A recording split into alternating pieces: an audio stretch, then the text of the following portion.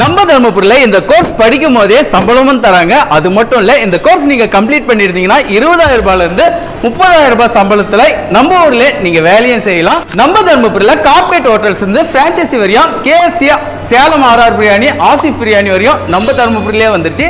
ஆனா அவங்க கிட்ட இருக்க ஒரே பிரச்சனை ஹோட்டல் மேனேஜ்மெண்ட் முடிச்ச ஸ்டூடெண்ட் மட்டும் தான் இல்ல.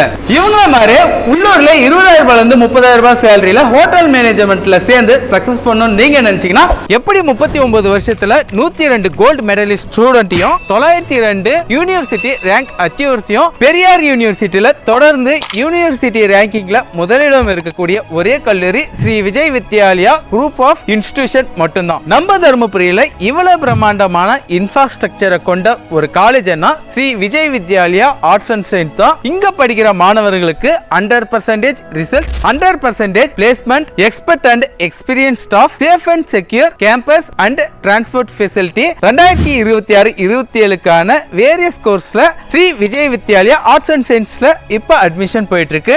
அது மட்டும் இல்ல, BSc hotel management and catering சயின்ஸ்ல இண்டிவிஜுவல் லேப்ஸ், இண்டிவிஜுவல் கிளாஸ் ரூமோட என்னென்ன டீச் பண்றாங்கன்னு பாத்தீங்கன்னா learn culinary art, food production, hotel administration, hospitality service, bakery and restaurant management. நீங்க படிக்கும் போதே 5 ஸ்டார் 3 ஸ்டார் ஹோட்டல்ல ட்ரைனிங்கும் கொடுக்குறாங்க. ட்ரைனிங் பீரியட்ல உங்களுக்கு சேலரியும் ப்ரொவைடும் பண்றாங்க.